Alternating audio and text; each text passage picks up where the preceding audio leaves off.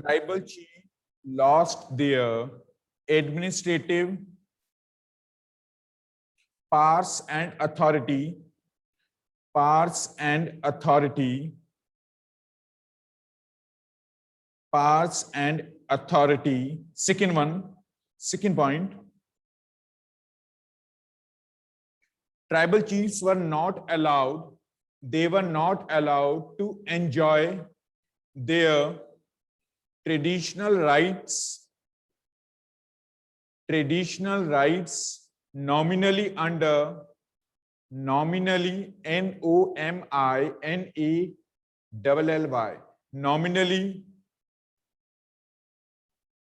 nominally under strict British supervision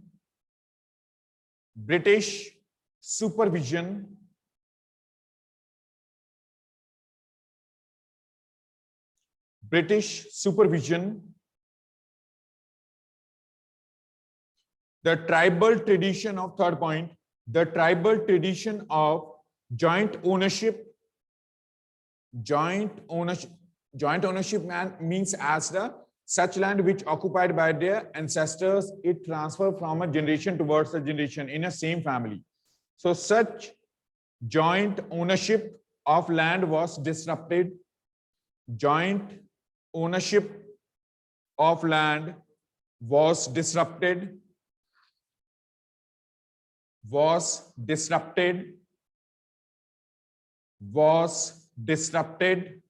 I'm repeating again.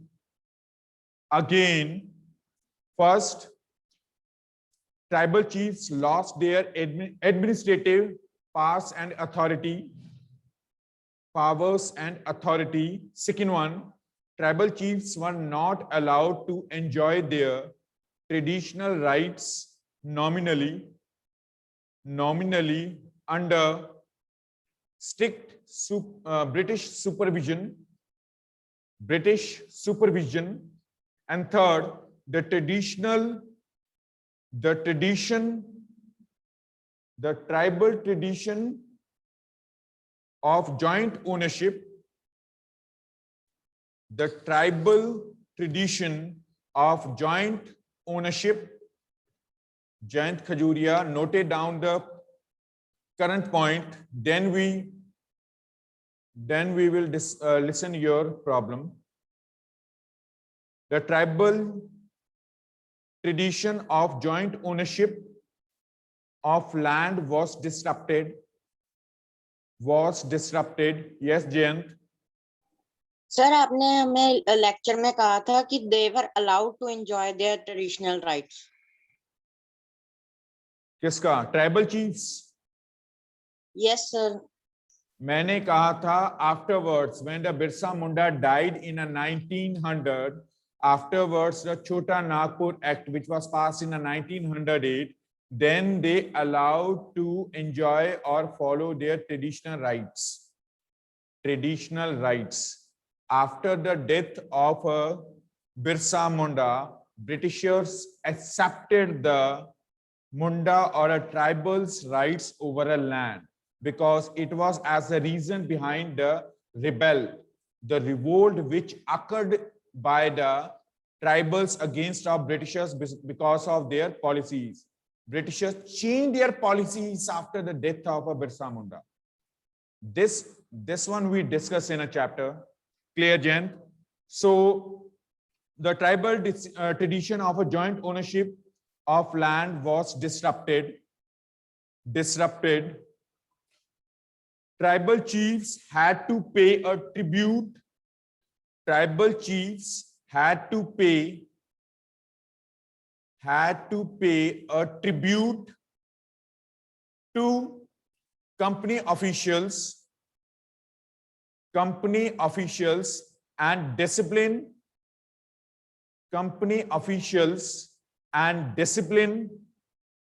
in their tribal groups.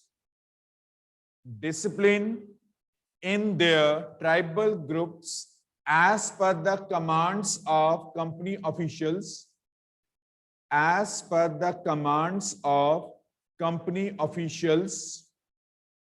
as per the commands or instructions of company officials. Question number 5th. What accounts for the anger of the tribals against the Dikus? So what were the issues which resulted as the dispute in between of our tribals and the Britishers? First, the land policies of the British. The land policies of the British were destroying their traditional land system. The land policies of the British were destroying their traditional land system. Second one, Christian missionaries were criticizing their traditional culture.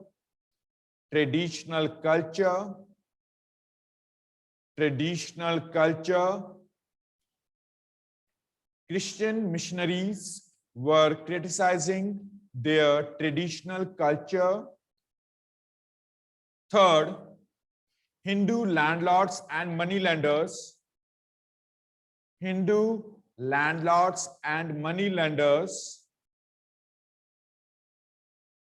Were taking control over their land. They were control over their land. Hindu landlords and moneylenders, they tried to take control over their land. Fourth,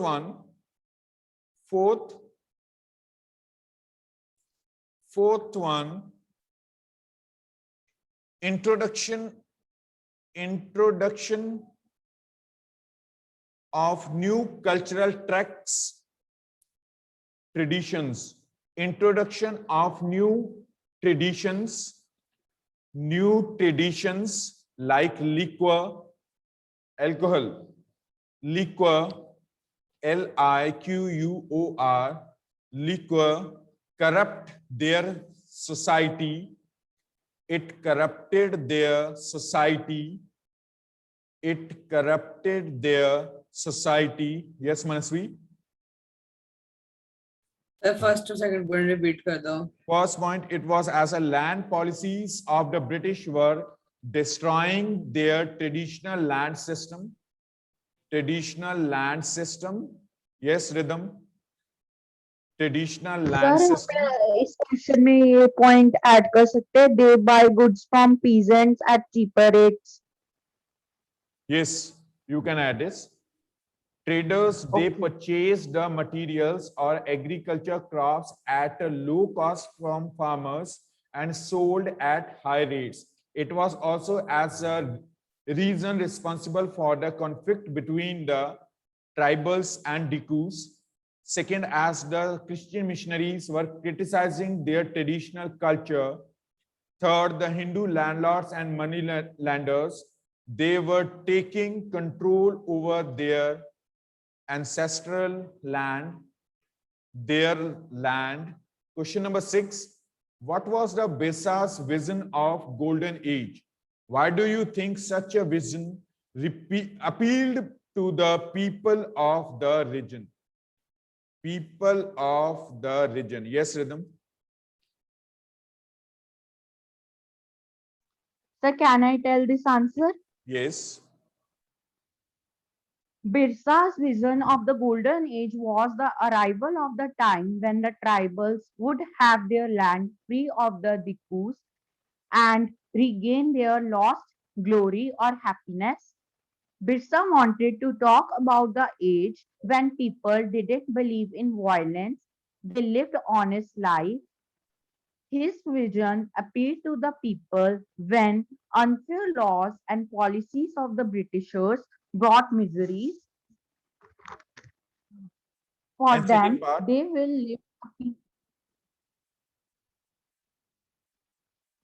will live a peaceful life only if they regain their land.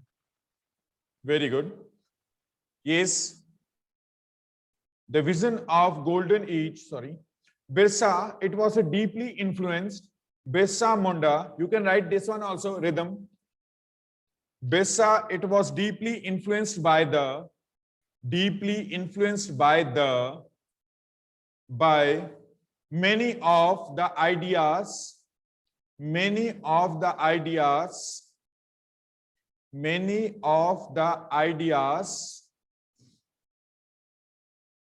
he came in touch through growing years, the movement that he led aimed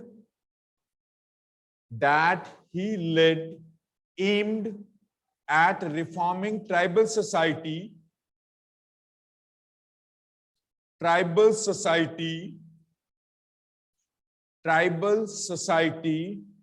which will free from liquor, which will free from alcohol,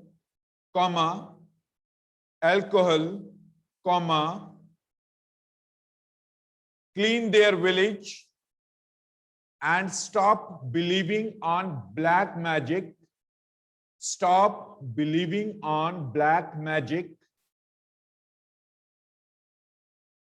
He often remembered golden age.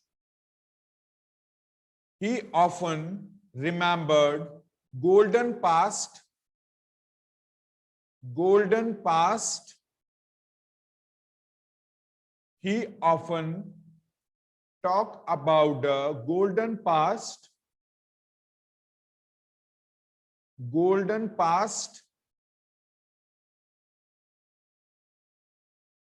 of the Mundas when they lived a good life,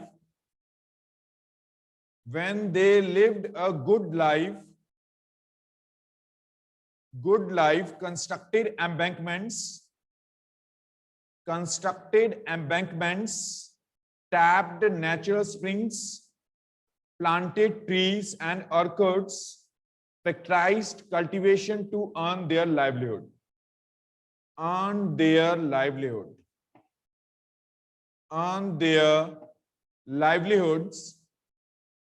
Such a vision appealed to the people of the region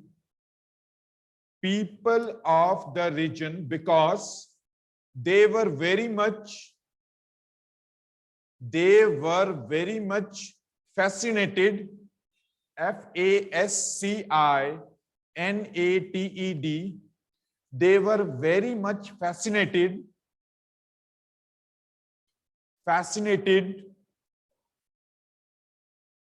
to lead a free life,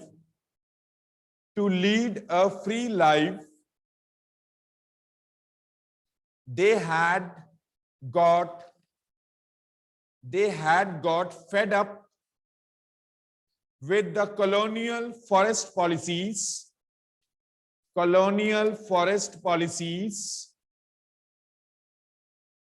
They fed up because of colonial forest policies.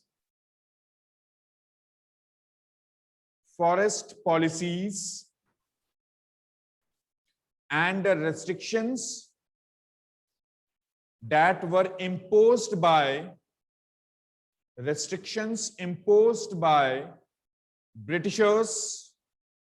on tribal society. So this much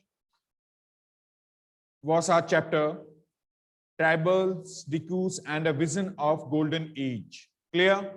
Our next chapter is the When People Rebel.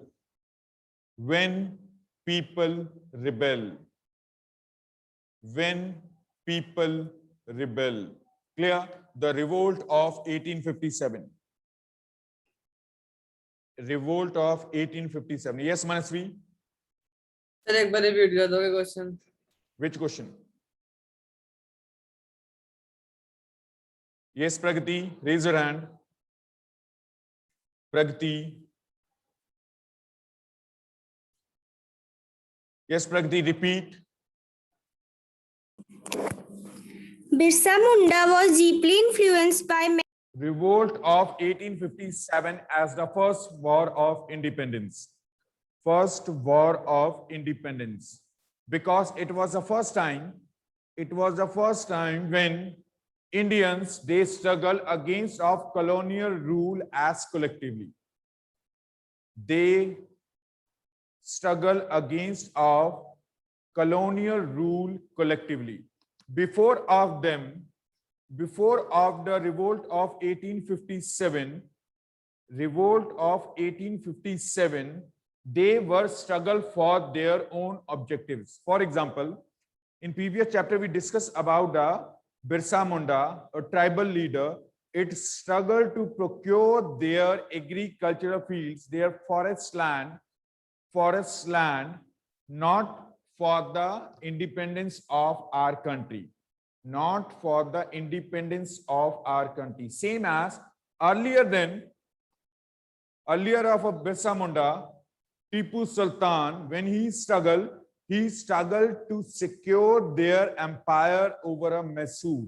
Same as the other number of rulers, Siraj-ud-Dawla, it fought a battle to procure their city from a British control, their empire from the British control, and the same as the others. But it was the first time when some of the Indian leaders, they collectively struggle against of Britishers, in which the prominent leaders, these as the Bahadur Shah Zafar, which was as the leader of a complete of revolt, Bahadur Shah Zafar. Second as Rani Lakshmi Bai, Nana Sahib, such kind of leaders, they struggled against of Britishers, against of network problem. So, revolt of 1857 as the first war of independence, it considered as the first war of independence by the some of the historians, because it was the first time when the collective efforts of Indian leaders against of a colonial rule.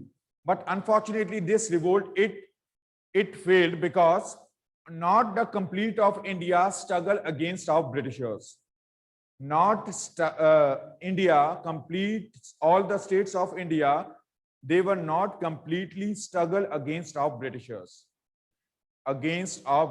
For example, when Gandhiji started as their movements, all the sections of society, they collectively supported him. They collectively supported him against of colonial rule. So such conditions were prevailed in India, which led to the independence of our country in 1947. But if the such efforts, it could occur in our past at the time of 1857, then India, it may be as the independent on 100 years earlier. The reason behind as the failure of one of the reasons responsible for the failure of a revolt of 1857, as the such leaders, all those Bahadur Shah Zafar, Rani Lakshmi Bai, no doubt they struggle against of the British Empire, but they participated because of their own circumstances, their reasons.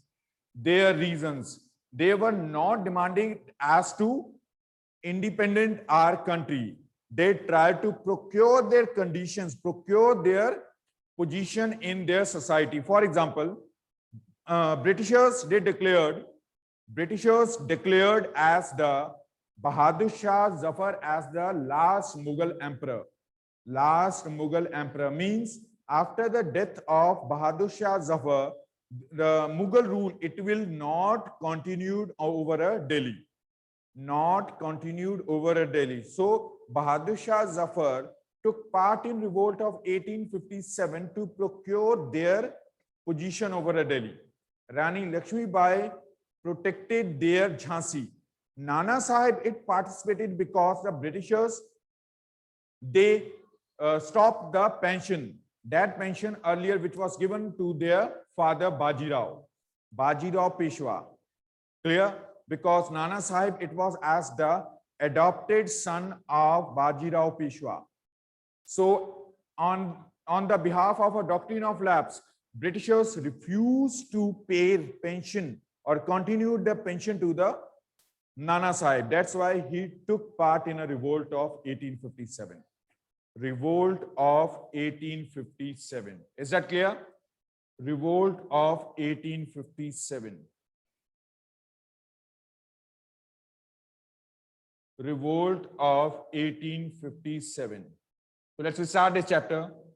Revolt of 1857. The reasons behind as the emergence of a revolt, the rebel against of Britishers as the British policies. Such British policies which increase as the anger among masses, anger among the people against of the authority. Against of authority. It increased as the anger among the people, against of the authority, which visualized in the form of revolt of 1857. Revolt of 1857. By 1856, most of the Indian subcontinent had been brought under the rule of English East India Company, EEIC, English East India Company. On various sections of people were badly affected by the oppressive rule of the British. Oppressive rule of the British. So, as a result, the revolt broke out during the first half of the 19th century. These revolts failed to achieve their success in their objectives because they were confined to the one region or a section of the society. In previous chapter, we we have already read about some of the tribal revolts started by the tribal people against of such policies of Britishers through which their movement restricted in tribal areas. The revolt of these sections of Indian society, it was against the British rule, is famous in history as the revolt of 1857. Revolt of 1857. Now the question arises, when does a revolt occur? When does a revolt occur? As per the historians, there was, as the date decided for the beginning of a revolt as May, on May. But unfortunately, as per the circumstances, revolt, it began in a different parts of a country at uncertain time. People expressed their resentment against of the authorities in a number of the ways. One of these is to launch a revolt. Usually people resort to a revolt when they feel that it is no longer possible to put up with the existing solution.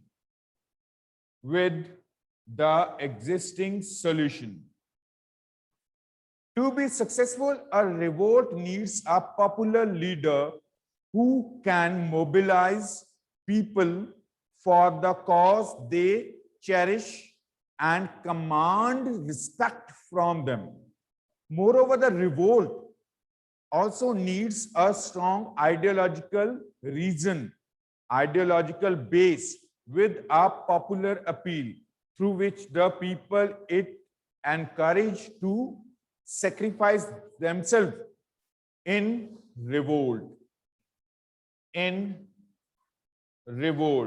Clear? Sacrifice themselves in revolt.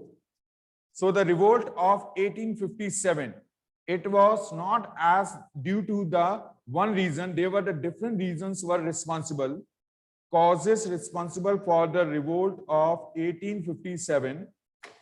Causes responsible for 1857 causes responsible for 1857, in which first political causes responsible for 1857. First, political causes. Political, which of the political policies, the policies of the Britishers, which led to the beginning of a revolt, in which we will discuss about the doctrine of lapse. Doctrine of lapse. Doctrine of lapse. Doctrine of lapse. Maladministration.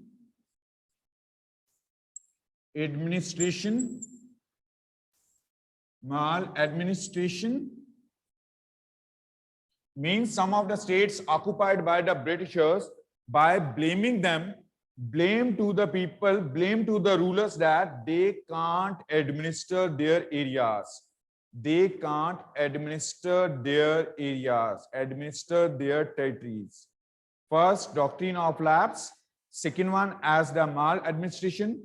Third, subsidiary alliance. Subsidiary alliance. Subsidiary alliance. And fourth, military attacks. Direct military attacks. So all these we will discuss under the political causes. Military attacks. Clear? Military attacks.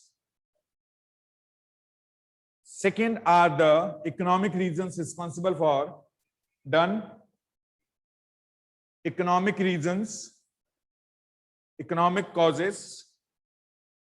Economic causes. First, political. Economic causes, in which first as the introduction of railways. Introduction of railways.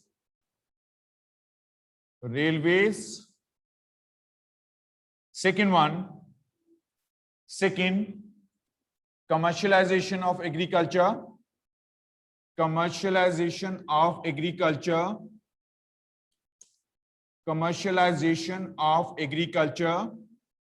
Third, commercialization of agriculture. Third, land revenue systems. Land revenue systems. Land revenue systems. Land revenue systems. Clear? Land revenue systems. Next, deindustrialization. Deindustrialization. Deindustrialization. Deindustrialization. Clear? Next, social reasons, social causes, socio-religious causes. Done. Socio-religious causes. Socio-religious causes. Third, socio-religious. Religious. No doubt some of the efforts which done by the Britishers during the colonial period, these are preferential in a modern economy, but at that time people, they were not considered as the good for society, in which as introduction of Christianity, introduction of Christianity,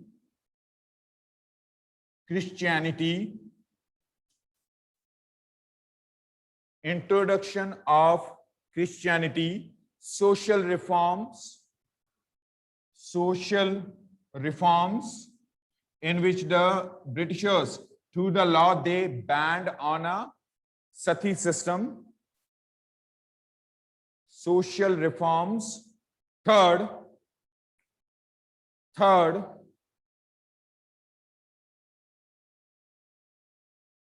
educational policy. Educational policies. Educational policies. Indians, they consider as the direct attack over their religion or the education system through the educational policies.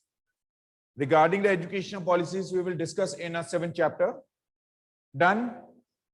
Fourth main cause responsible for the outbreak of a revolt of 1857 as military cause.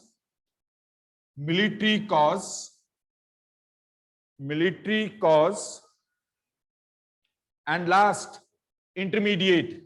Intermediate means the revolt of 1857, it outbreak with the incident. Intermediate cause. Intermediate cause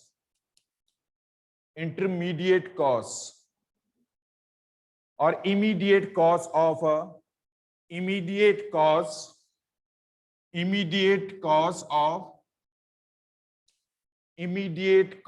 of revolt. Tomorrow we will start from the causes which led to the beginning of revolt.